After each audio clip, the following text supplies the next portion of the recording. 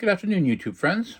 This is Jim back to you again with part 3 of my EG4 inverter dilemma. So it's been an ongoing saga for a while now. I've got 2 previous videos.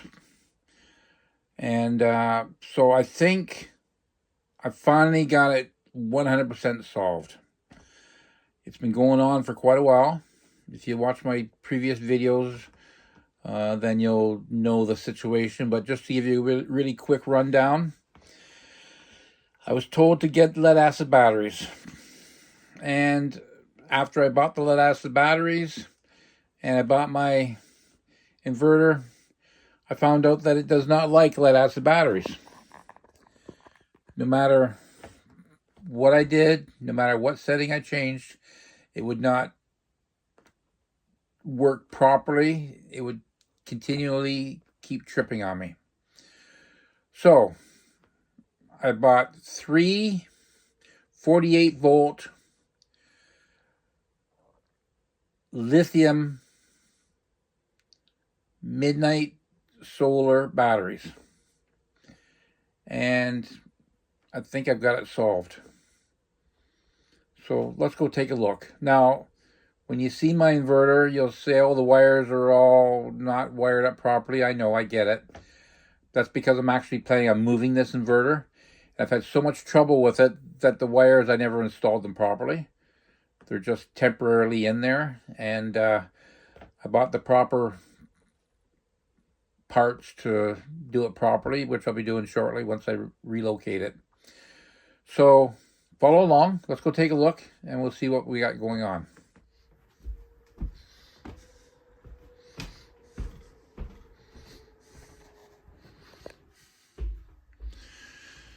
And I'm still looking for some advice. So I'll show you what I got going on here.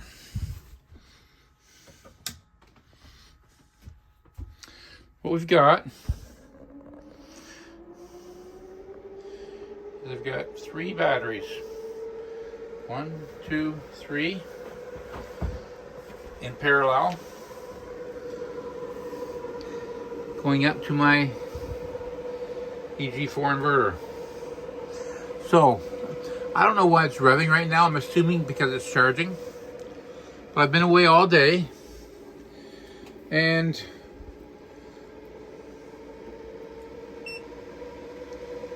batteries are 100%.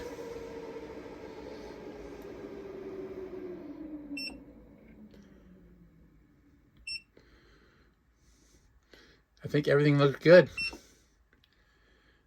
157 volts coming in right now. Batteries are at 53.3, 100%. So here's my question. I've got 3 batteries. We're not using a lot of hydro because we do have propane, a propane stove, and we don't really have a lot of hydro use. But what I'm wondering is, should I get a 4th battery just for the fun of it?